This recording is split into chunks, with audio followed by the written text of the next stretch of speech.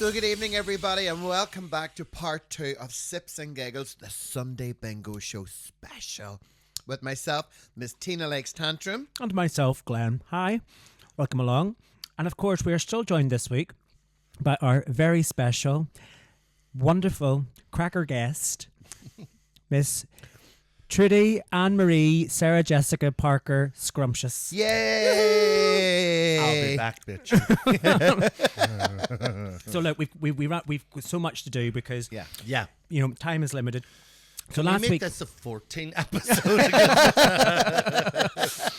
we have got so much to talk about. Yeah. Okay, So love. we were really in the thick of it. If you've not listened to part 1 of this, please go over, have a look on our channel. You'll find part 1, have a listen, and then come back and join us in part 2. Yeah. So we were getting into the thick and we were in the middle of the trenches talking Yeah. about Sunday Yeah. Bingo Show. So you were telling us, Tina, about some of your most favourite and wonderful performances. Trudy, you were sort of talking about, just on the previous episode, you had said that people were talking to you about performances that you had done, which they had said were their favourites, but you remembered them differently. Yeah. Do you have any exampple of what, and some maybe of the, why? Yeah, some of the ones that people have said to me over the years, really randomly, was a song by Amy Winehouse. It was a cover. Cupid, pull back your bow.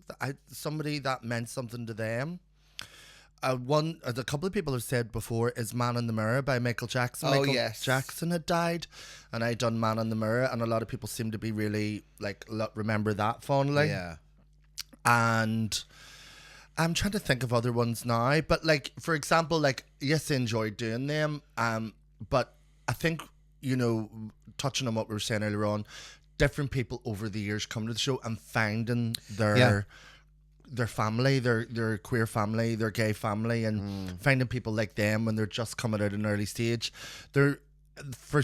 Hearing stories of people over the years, I'm sort of putting the pieces together and thinking that must have been very formative for them, bigger than a moment than they realised at the time. Yeah. And so it is a bit of a sense memory to associate the performance with a feeling of I'm okay with who I am, and I found people like me. Yeah. And then our numbers per se become the soundtrack of that moment. Absolutely. Do you know what I mean? Yeah, Actually, yeah. that's very true. We had a listener get in touch with us via Instagram, SJP McKee. That's Sean McKee. Sean McKee was the stage manager at Cabaret. Yes. He actually, talking just about songs and things that resonate, Sean wrote in to say that he remembers his very first Sunday Bingo show, and Tina did Agnes Release Me, still a tune. Yeah, it's still about. But it does, so people will still remember. Like I mentioned in the previous episode. That is and I just remember doing it there. I remember then, and the other thing was Pauletta Stiletta. Yes. I remember she said to me, Tina, I was like, yes, Pauletta, what are you doing this week? And I was like, you know what, we song Agnes, really? I should fucking hate that song. It's rap. And it kind of threw me a wee bit because I thought Pauletta would have went, oh, mummy, that is a pure belter. No. And then because Pauletta said that, I gave it gusto because Pauletta was that watching me. Yeah. Do you know what I mean? Because Pauletta was only a wee girl at the time. I mean, she was only 6. Literally, yeah. Literally only 6. And she's, when the baby, you've seen it, Trudy, many times like I do. I love it when the baby queens come. Yeah. At their eyes. But yeah, we used to joke and say, right, they either want to buck me or they want to be a drag queen. Yeah. Either one of the two. You can't tell the difference between a drag shag or somebody that wants to do drag. They're very close. You get the same glare. And they're just fixated on the lights, the audience, the attention, the applause, and all of that kind of sort of stuff. And sometimes what I love is that, and people think you are Trudy 24/7, and I'm Tina 24/7, and it's so weird, that they think that your life on stage, that's it all the time. We go home for Chinese dressed in drag. That's it. Yeah. That is it. Well, yeah, it was something just to go off a wee side tangent about that. It was something that it was that big. Years later, I had to have sort of it came up in a counselling issue with me where, you know, we would be going out after and friends would be talking to me about certain things and people would just be interjecting as if I'm still on stage as Trudy, you know. Yeah. And I wasn't claiming my own space and you know, because it was a people pleaser and all of that.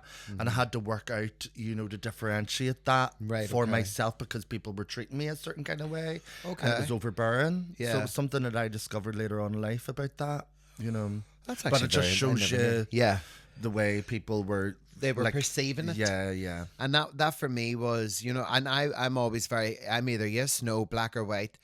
And because I'm not Tina all the time. I'm a drag queen. Yeah. But if you want to think that that's the way I live my life, go ahead. You know what I mean? Yeah. But one of the nicest things I think what you touched on earlier, Trudy, was that family feeling, that sense, the real sense of proper old school community. Yes. You know, you had your Friday night out, you had your karaoke on a Thursday, you had your wee bit of a quiz on a Wednesday, and then your Saturday night was your big blowout. But on a Sunday night down to Union Street, and it was groups. Yeah. It wasn't just one or two friends. Yeah. It was because people groups. could actually catch up as Yeah. well. You know, they could talk together and Chat. or go outside and do whatever they were doing. You know, but Having a wee smoke, having a wee bit of banter, or flirting with people if they've seen them across the room. All of that with the one with the good eye. Yeah. So they did. But this is something I'd like to read out, Glenn, that I got sent from a girl called Danielle Punk. Right, it really moved me. As the mosh.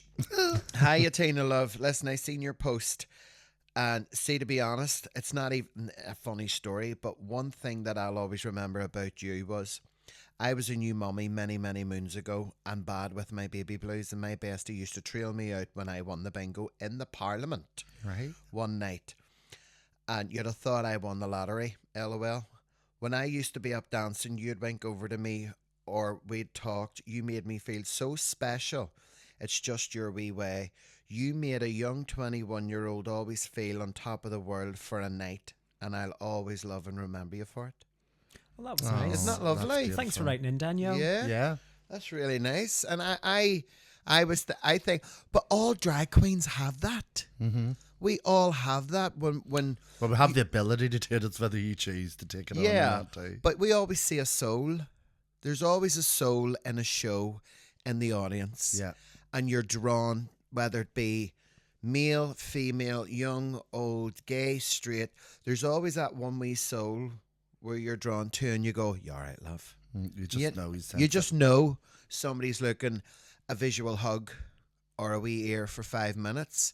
And I think it's kind of like you have that, I have that, Portia has that, you know, and I think all drag queens do have that natural ability to, and that's that we appreciate you being here, you know, and supporting our community. Couldn't give a fuck where anybody's gay, straight, black, white, yellow, green or blue. You know, when somebody's in any of our shows and they're paying for drinks and they've bought a lovely wee outfit and they want to be your friend, don't they? But then I think, again, coming from where we were with the Sunday Bingo show and really feeling that sense of community, you're always trying to pay that forward still. Do you know, I think that's in our DNA as queens. Absolutely. Because we experienced it in such a big level back in the day with the show. Oh, it was huge. Do you know?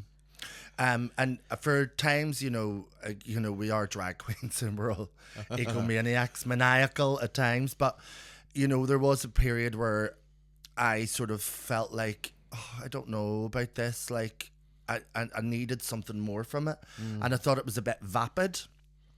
And then it just so happens around that time that there was certain, I can't remember why or when or what, but I remember that the messaging coming through was people were really saying, you know, "Oh, you've made me laugh when I didn't think I could laugh. I didn't know when I was going to laugh again," or those type of messaging. And then I realised at that moment, oh, there is something more powerful here at play that I'm part of, I'm kind of responsible for, and that it gave me a reason and a purpose to do the job, do you know? I also found it very hard because to actually embrace that teen people actually love and believe in Tina. And I found it a wee bit awkward.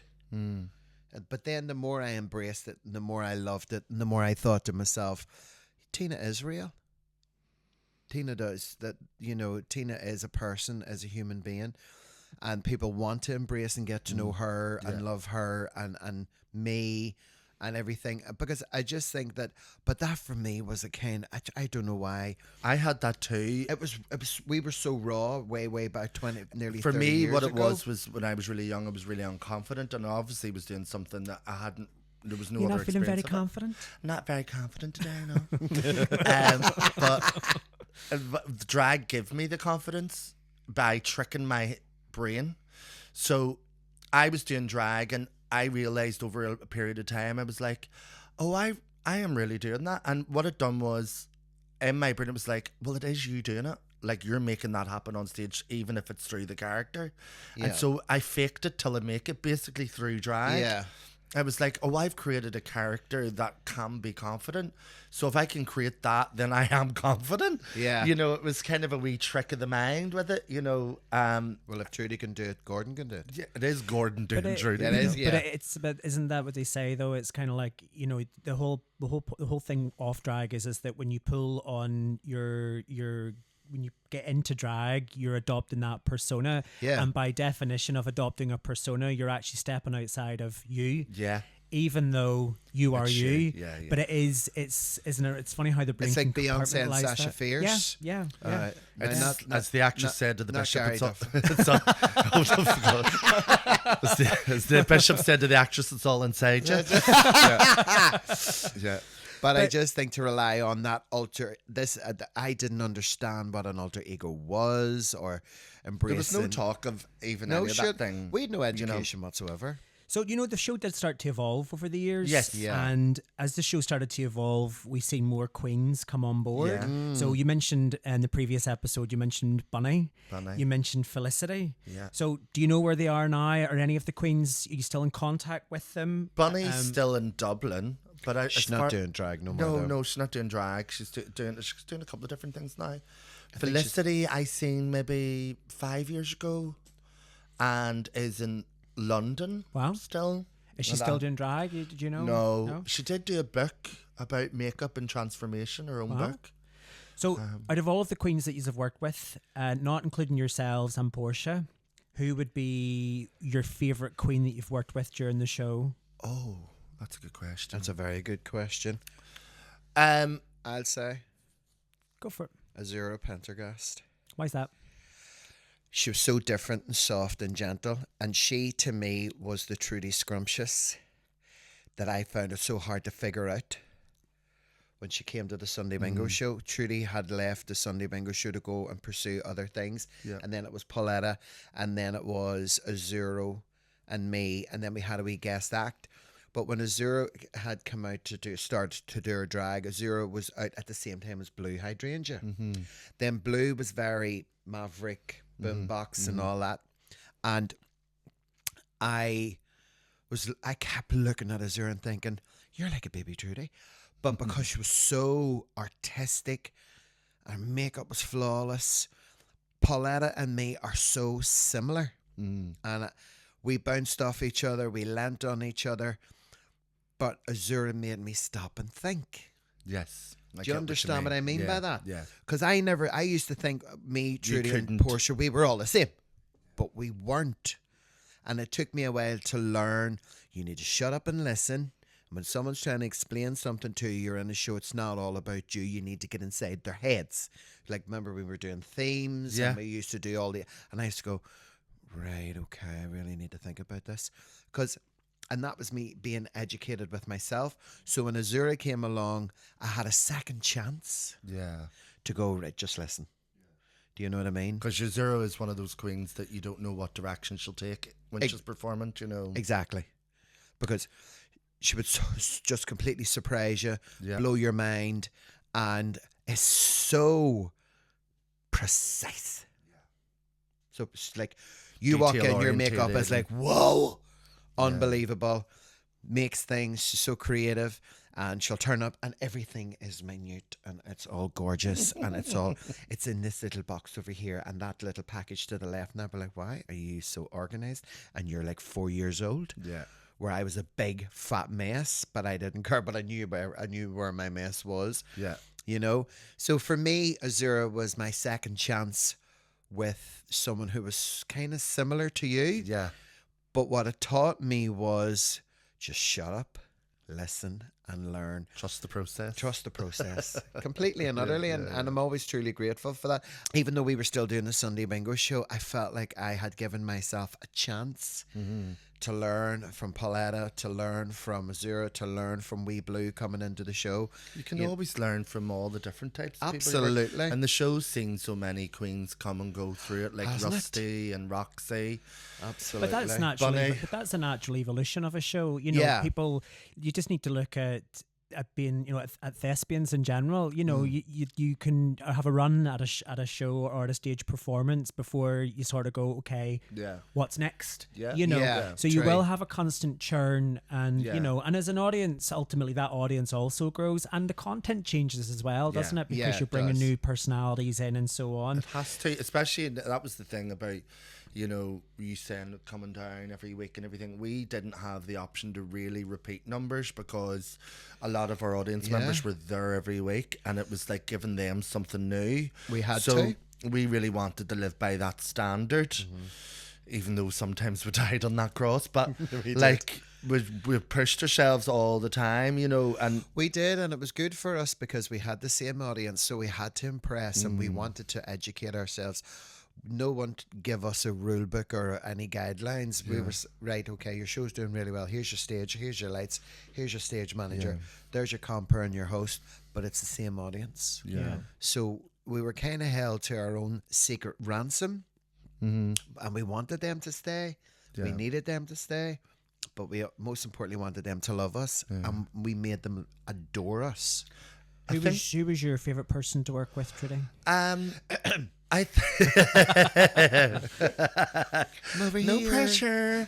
I'm over here. Do you know what? Like, there was a lot of queens that came through the show, and I could see at certain stages where ones were coming. But I do love that me, Tina, and Portia done the thing together and created it. I love that. Bunny, I felt, was a very unique out of the gate type of queen. Like, she came out with an aesthetic, she came out with her song choices, and that was kind of really admirable and you know, unique in that way. So for originality, for sure that. But I mean, you looked at Rusty when Rusty first came out, and she was like big country woman. You know, she just was a gig. Yeah. You know, Rusty's still a big country she was a woman. big- well, Not so skinny big. She's a country woman skinny now, country yeah. woman now. But like, and then to see that the show platformed so many people that went on to do amazing things as well. Yeah. That's why I love the idea of having a space like that in a community bar, that it's platforming future generations of something, you know, Yeah. whether you like it or not. It's there for people. It's there for the people to express themselves. So I have a question. I don't know whether it's a question or who. I have a bone to pick with somebody. Oh, it was her. Who Trudy and I just pointed at each other. who is responsible for the time that the show was sponsored by Terry Mugler's Alien? I don't know if you remember this, but they were giving away samples, and the entire scene in Belfast stank of Terry Mugler Alien for about 6 months. Who was responsible for it? That was Portia. Portia. It was Portia worked in boots. So Portia. And also, I couldn't wear a Terry Mugler or any Terry Mugler fragrance, because if I put Terry, I think it was Alien I put on me, and it just smelled like coffee. Coffee's the best note on it. Everything else didn't smell. So I smell it, but I don't even drink fucking coffee. I smell like, yeah. And Womanity was the big one as well at the time. Well, thanks very much, Portia. It's forever etched into my nose, and anytime I smell that now, I'm instantly transported. I can back. remember that now. I actually forgot all about that. We had another listener write in. This one is Instagram handle is McQuaid Chris. Hi, Chris. Hi, Chris. Love. Hi, McCoy. Long Chris- time no smell. Chris talks about a time that he was challenging Portia on stage on a pole, which resulted in him getting stuck upside down and slowly sliding down like an idiot, and Portia standing there, facepalm emoji. There were lots of things like that where the audience were always invited up on stage. Well, so do you remember in the early days of the bingo show, there was actually polls to explain to the audience? There was like polls with There was. and base of the poles were then the pre-padded seating round. Podiums, where they had podium Podiums, dancers. that's didn't right, they? It that's was like right. pole So they dancers. would be that would congregate of a selection of gay men around the pole. Yeah. Or at times we would use the poles during numbers and things and swing That's round them or right. climb up them or whatever that was as well. But We used to do our big exotic dance numbers and go Yeah. all the way to the top, and the bouncers used to have to hold all the gays back. yes, that's right. And they used to have to say, "You can't sit there before, can't sit there, move." And then Trudy would have come out, or I would have come out, and Portia would have come out. But the one thing that it did do was it made all the guys go, "I want the pole." Yes. Didn't it? And They they were wanted, very- yeah. they wanted to get up and they wanted Well, to it get was down. a big phallic fucking thing to climb. Do you know what I mean? It really was. But you remember the show whenever every week we would come in, like there was only one entrance in and out of the room basically, but not for us because we could find many different Yes. ways to come into that space. Yes, did. We come in from the fire escape, we come in from across the hall, we came And from Felicity- Lisburn, like we were Felicity- coming from from everywhere. Felicity B. Wild would decide that her only way to the stage was to climb over audience members. She Yeah. might have done that once or twice.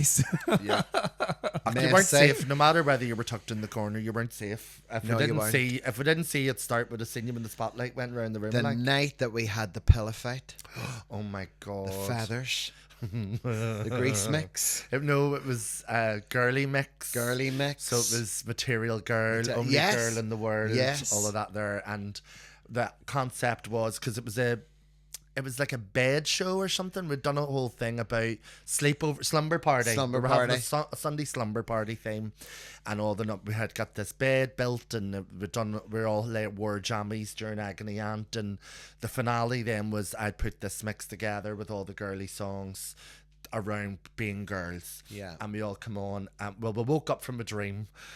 And we all done our solo bits and then fell asleep again. And then at the end, it was girls just want to have fun. Yeah. I had said, me again, my big fucking mouth was going, "Oh yeah, we'll just get pillows, feathers in them." And you had said, "Do not need to take feathers out." And I was like, "Absolutely not. Why would you need to do that?" Strike to the end of the performance. And we had torn a wee bit of a hole in the thing so that we could rip it and then hit and the feathers would go. And I thought it would be gorgeous and angelic. Was it fuck? We strike to Tina being the first person to hit somebody with a pillowcase full of feathers. And when I say I seen the first pillow empty, I went, "Uh-oh, fuck, we fucked it." Because the feathers went everywhere. We couldn't even see each other. The pillowcases exploded because we were really whacking each other so that they would explode. Yeah. But those feathers travelled everywhere. The Shoe Factory, Union Street, the Kremlin, out No, onto the I swear to street. God. They And went our in there. eyelashes and our wigs were all ruined because there was wee Yeah. tiny fibres in them all. Everywhere. And They then, had to replace like the whole front row's drinks because they were just were glasses filled saturated. with feathers. you'd have thought it was a flock of seagulls were shot dead. And 'Cause they were Sam had to actually empty the room early because it was becoming a hazard. Like it was chaos. No naked flames. Chaos. Sam had to the staff were calling us all the bastards of the day because Yeah. every time they brushed the feathers, you can imagine a gust of Yeah, wind, they were just yeah. moving.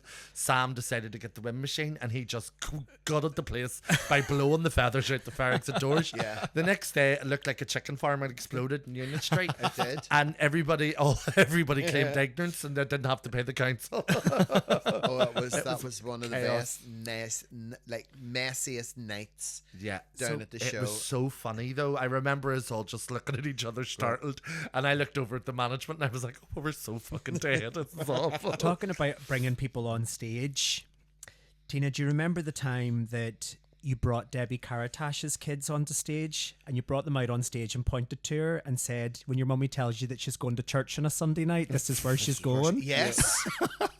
Yes. And Debbie was mortified She didn't know. because she had brought her kids God, down yeah, from her just house. crazy. Yeah.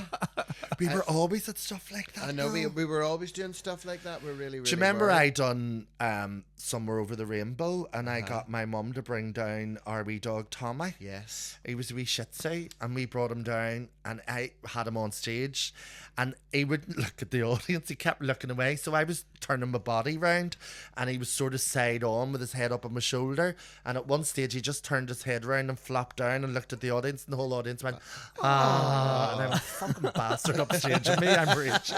Another one that stood out for me is Wee Gilly. And do you remember Portia had this running joke with Gilly that his name was Juanita and she kept him locked under the stairs and he was the cleaner of her house. That's right. Yes. Oh my did, God, I remember? totally forgot about that. And Tina, you'd also got Gilly out for a performance one time dressed as a baby. I don't know if you remember this. Oh my God, Glenn, So this it is flashback central. Yeah. You'd come out and it was out when I'm walking after After midnight. midnight. And And he had a big nappy. And out jumps Gilly out of the pram. Uh-huh. There were some really cracking There's performances. so in many They were so things, raw. Here's Yeah. another one for you that stood out. This one's come in from Sparky Spark. Right? And he was talking about Tina's stunts. And this is where Tina started to jump and swing from the curtain rail out into the audience. Do you remember? I used to jump onto the... God, yes. And for every Monday, I used to get phone calls and emails. Would you stop fucking swinging up that? Because I To used be to jump fair, out and swing out. Can I say to you, as an audience member, that was pretty hilarious and stuff because we weren't sure whether or not Tina was going to either A, end up on top of us or the entire top of the stage was going to collapse. So this was whenever they'd put an actual curtain up, am I right in saying Yeah, and this? they had the This is- curtain yeah. rail the whole This way is actually right when the round. stage was at the opposite They side of the room. moved Do you over, remember? yeah. And it Yeah. was they'd moved it. They'd basically turned the room around. But yeah, And that, spent a fortune, and she was swinging from it like it was Jungle Gym. Sure, in the Parliament, when it was round in the Parliament on a Saturday afternoon, it was so raw, and we was doing my karaoke show, and the bin lorry went by, and nobody was really singing, and I fuck usins, and I jumped on the back of the bin lorry, and remember it drove that. on up a street. She was on the back. Of I was on the bin, and microphone, and you I was could- like, "See you later." you could see through the windows, her on the back of the bin, just prepping off. So it did. And then one Saturday, I was doing meatloaf, and I went out and jumped on a moped. I went. Vroom, we vroom. talked about this in You one of done the that? early. You done that at the bingo show too? I did. We You talked did. about that in one of the earlier episodes Yeah. of the podcast, Came in didn't we? on the Because middle that of was the a floor. real standout moment for me. I remember the first time seeing this at karaoke, and there's somebody casually riding their moped around the bar to Bat Out of Hell by Meatloaf. That's right. Some There of was, the we were just trying anything that we could, like getting the wind machine down and adding that an aspect of the show. I remember I done a song called Zero. I don't know if you're a zero. And I had done this whole prop thing with it and all. And do you know that? Was it Zero I done it first with? Or do you remember I got the brush pole? Yeah. I figured how they put all the blue roll on the brush pole and on that curtain. Oh yeah. And I got the I got the audience to the blue rolls then rolled, and the whole audience was covered in blue. like a blue man, roll. like a That's blue man right. group performance. Group thing. Yeah, I'd seen okay, I it. get it. Yeah, and I yeah. recreated that at the show. So you were always just trying to think of ways of Trying being to do inventive something. and Yeah. do you know. I think this is the thing, right? So the show was known for pushing boundaries. So, like, I suppose it's a question to both of you. You know, were there ever moments when you felt you were taking like a proper risk on stage? What about you, Trudy? Has there been anything? One for sure. Again, coming back to community, coming back to really like activating the community was when the Iris Robinson thing came out. And it had happened to come out on the Monday morning, and we had met in the rehearsal on the Tuesday and Wednesday. We didn't know what we were doing, and we were like, I'm gonna fucking do an Irish Robinson number. So For context, this is where Iris Robinson went on to BBC Radio Ulster, and when she was asked about marriage, she said it was an abomination, and the host tried to give her an opportunity to correct herself, and she didn't. She doubled down on She it. doubled down on it. Sorry, I interrupted you, but just for the context. No, of course.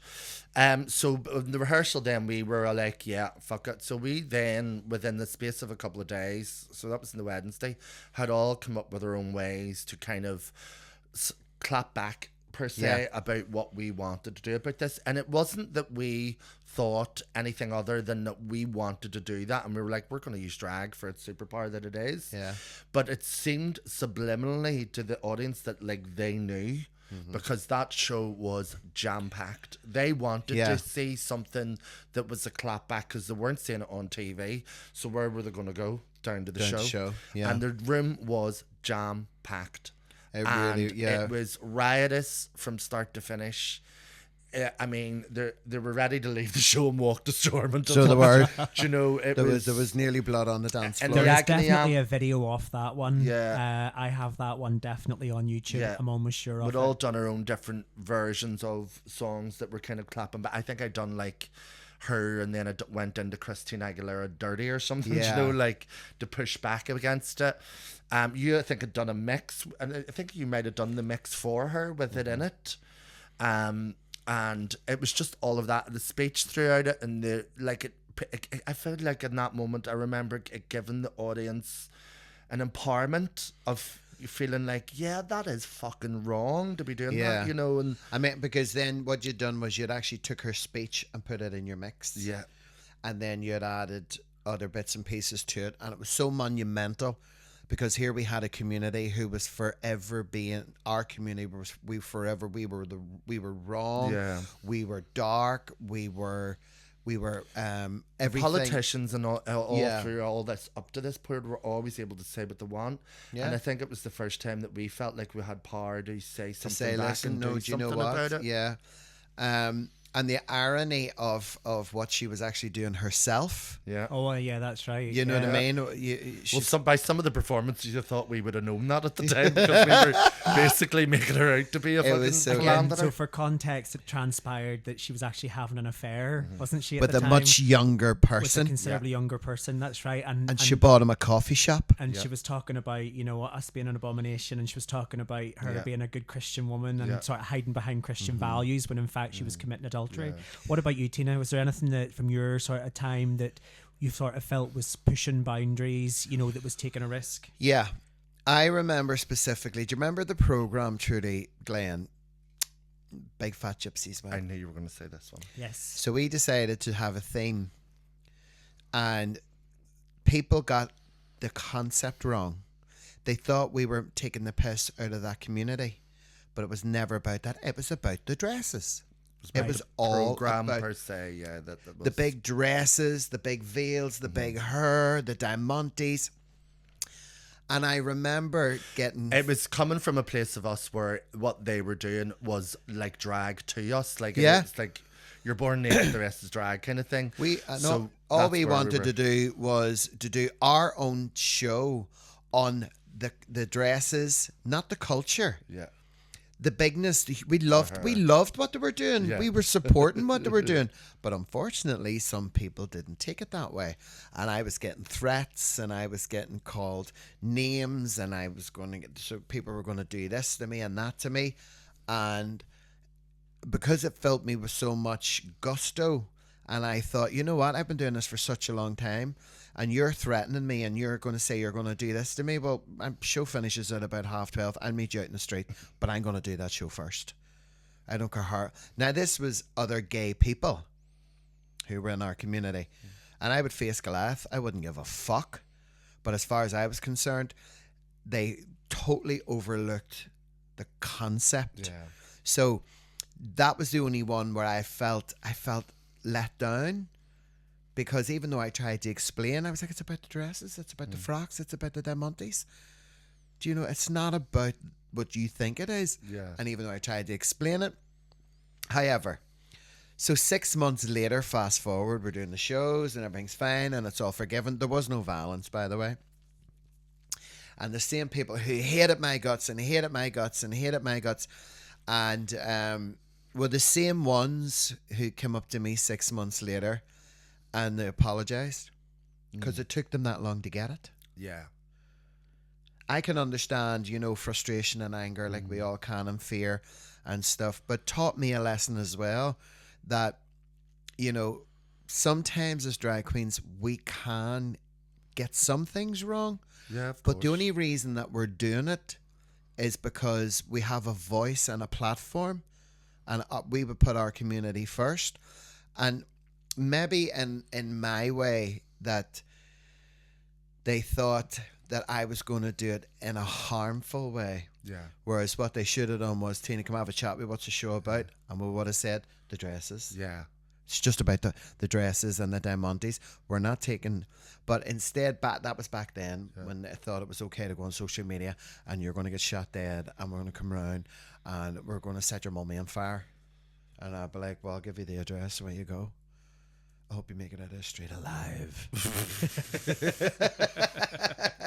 But yeah, I mean, there's definitely shows where they were on topic over the years like that. You know, something in pop culture or something in the political realm that was being said against the community, and we sort of felt like we had to. We were their that voice. moment. Yeah. We were their voice for a very, very long time, and we still are. Drag queens are always that one kind of sort of pinnacle, you know, that we carry that, we have that Torch Song trilogy kind of, I suppose, uniqueness. Whereas people will say, they'll say Trudy Scrumptious, Tina Legs, Teddy Von Tramp, Lady Portia, you know, and what we have brought over the years through our own unique way. And I think it takes a lot for other people because they don't really have a community. Do you understand what I mean by that?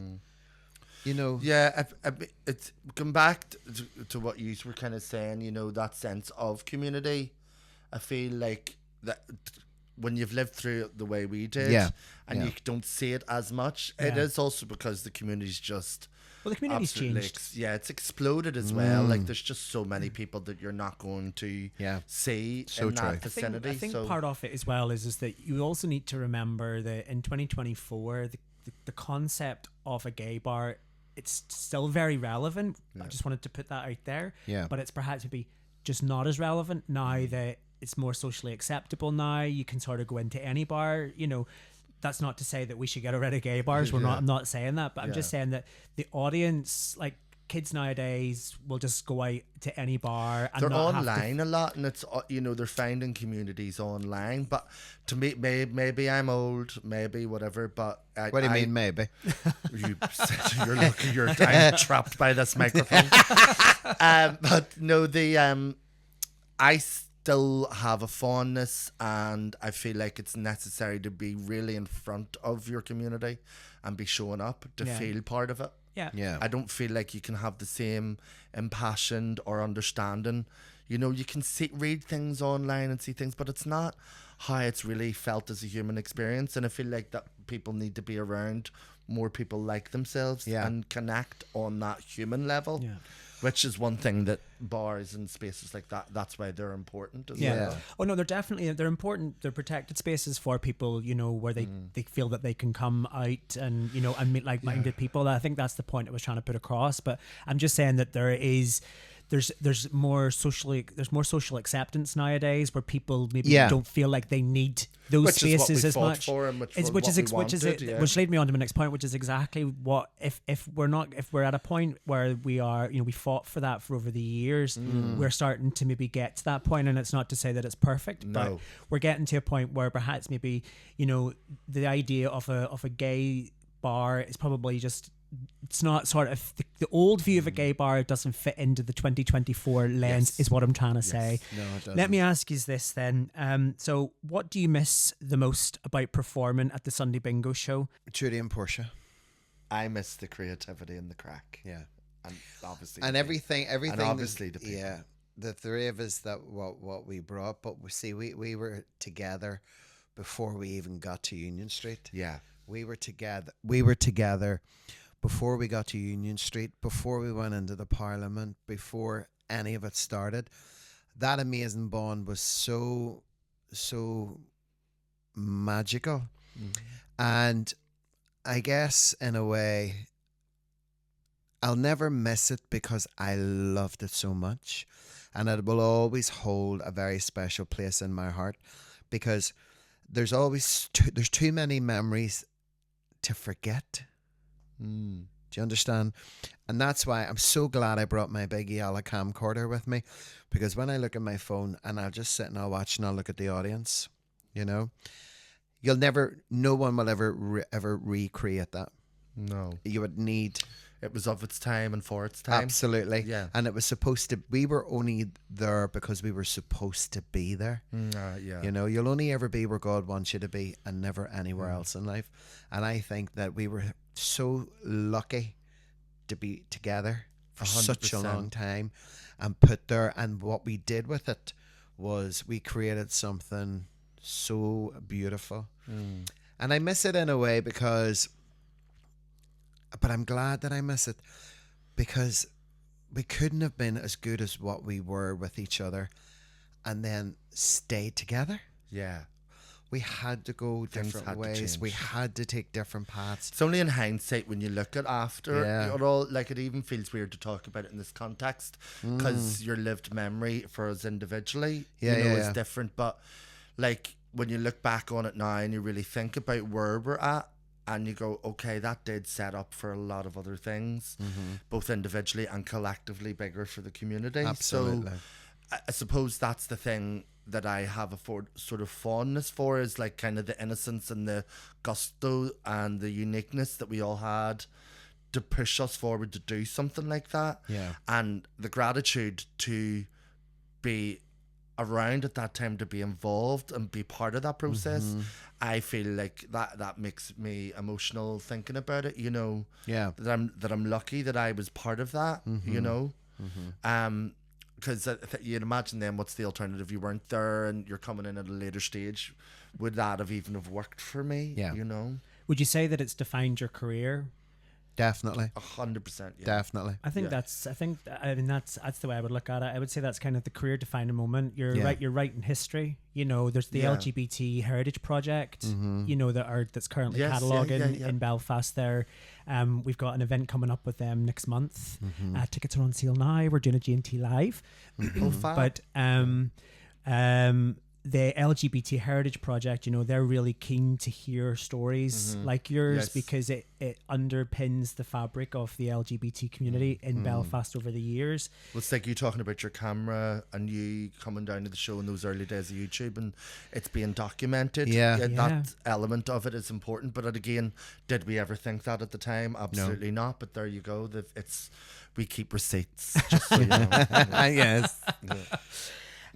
So we're nearly out of time. Again, I know. We're nearly out of time, but do have just one question for you both. So you're going first this time. Okay.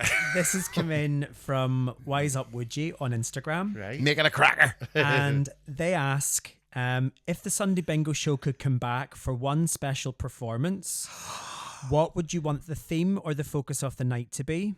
And who would be in your lineup? Well, I think the theme would be a celebration of Belfast drag.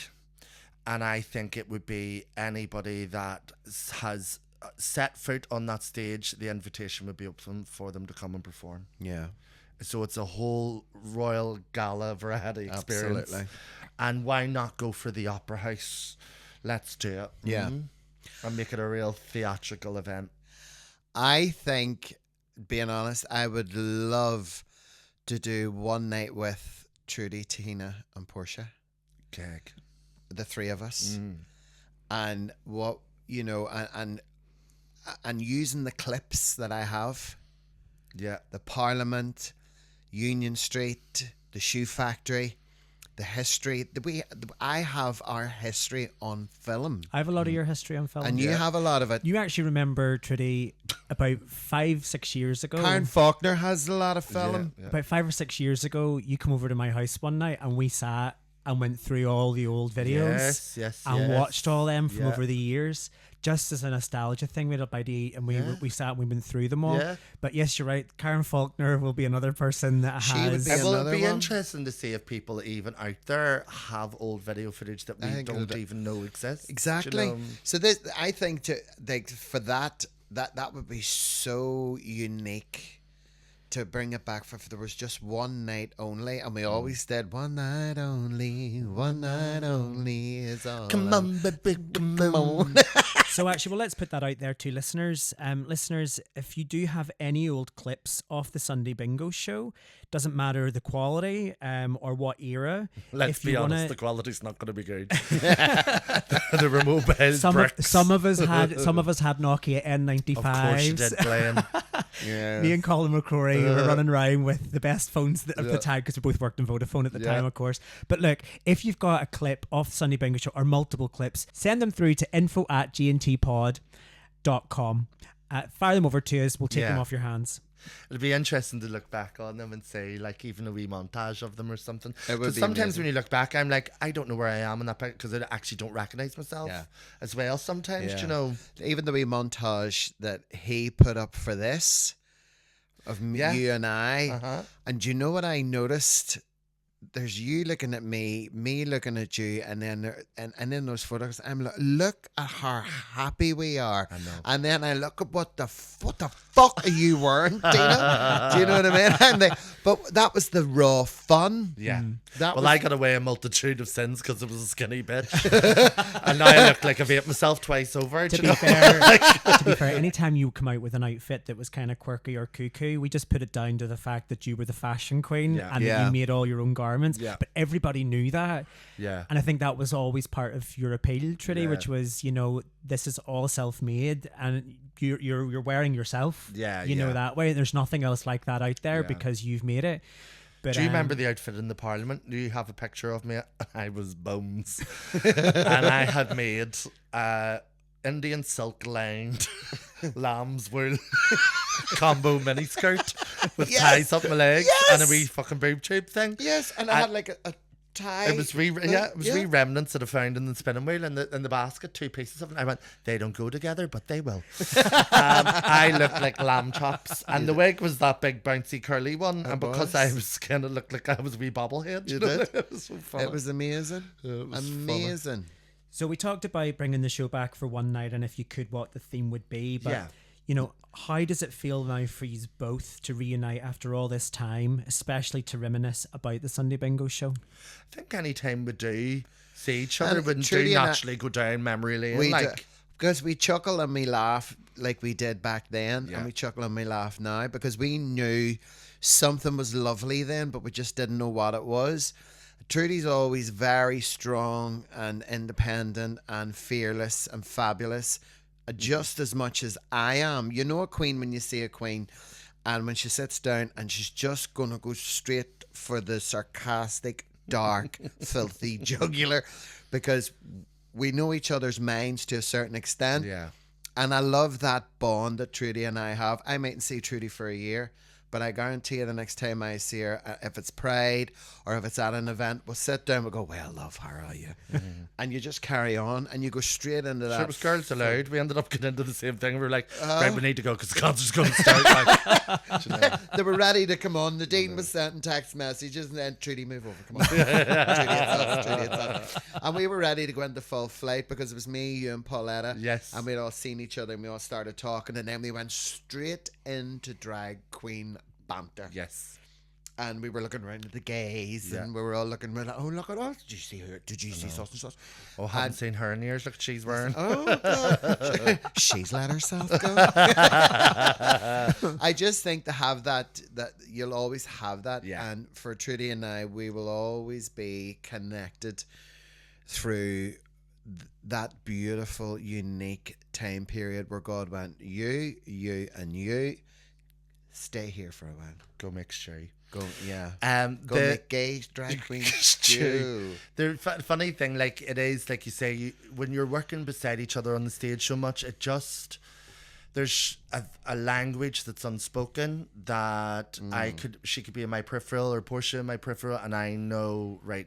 I just know or sense something's coming, or you understand the thing that isn't even said. Yeah. And when you're working on that level, you do get to know someone on a different Absolutely. level. Do you know? Absolutely. You do, and it's quite a nice kind of sort of unique thing to have. Yeah. Because it's not like it's different from a friendship because it's a drag queen thing. And only drag queens will get it, you know? And I just think that it's so lovely to still have it. Because it's sad when friendships dissolve for whatever reason that they do. But I'm a keen believer in communication is key, and forgiveness and understanding and kindness goes a long, long, long, long way, because you forget sometimes that people are going through shit. And you may be in a really good place and she may be in a really poor place, but you're going to let that thing in the middle hover, you know, and to take a step back and go, right, okay, well, it's fine. It's all right, you know, fuck up. Fuck up. The math says you get more with sugar than you do for salt. So, Trudy, what have you got coming up? What are you working at the moment? Where are you? Where can people go and see you? I am on Magabray. Thursday. Yeah, Magabray, Cell Block C. Or Cell Block D. I'm joining you. The Thursday in Union Street for Microphone with the lovely El Vosk. Sundays for Powerful Sundays, 8 to 10 slot. Where else am I coming up, or what else have I got coming up? I have something coming up, but I don't know if I can say just yet. Ooh. Yeah. Give us a clue. Go on. It's got 2 words. Right. I don't know if I can say. It's a song. But yes, Halloween shows, Christmas shows are all coming in. Fabulous. I'll be posting about those. Yeah. Busy woman.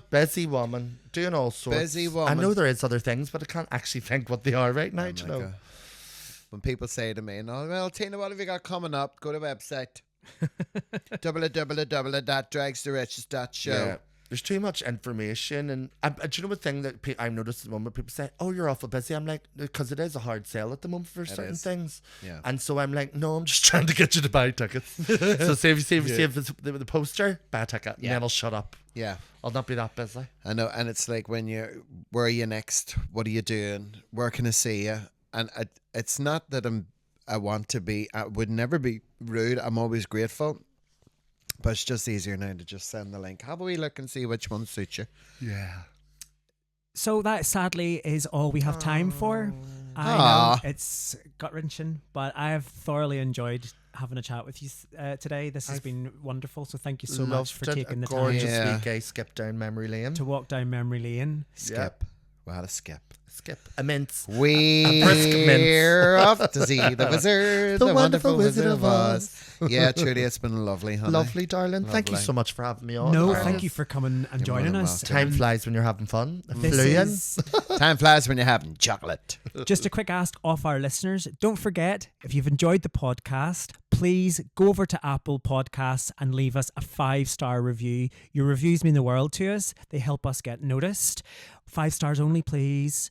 Thank you so much, Trudy. Thank you very much. appreciated. Thank you, Trudy. And of course, Thank you, if you'd like Glenn. to support the podcast, then consider joining us on Patreon. For the cost of a drink every month, you can listen to all episodes early, access exclusive digital content, and get discounts to G&T shows. Your membership tiers are from free, with paid memberships starting at £3, £4 and £5 per month, with each tier offering increased benefits. Your support helps us keep the conversations flowing, so join us at www.patreon.com/GNTpod. That's us now. Yay. Chin, chin. Thanks for tuning in to this episode of G&T Sips and Giggles. If you've enjoyed our conversation, then don't forget to share it with your friends, and why not subscribe to the podcast so you never miss an episode. Your reviews mean the world to us and really help others find the show, so please take a moment to leave one, but be kind. If you'd like to support the podcast, why not consider joining us on Patreon? For the cost of a drink a month, you can listen to episodes early, access exclusive digital content, and get discounts to upcoming G&T shows. Your support helps us keep the conversation flowing. Cheers, we'll see you next time. Chin chin.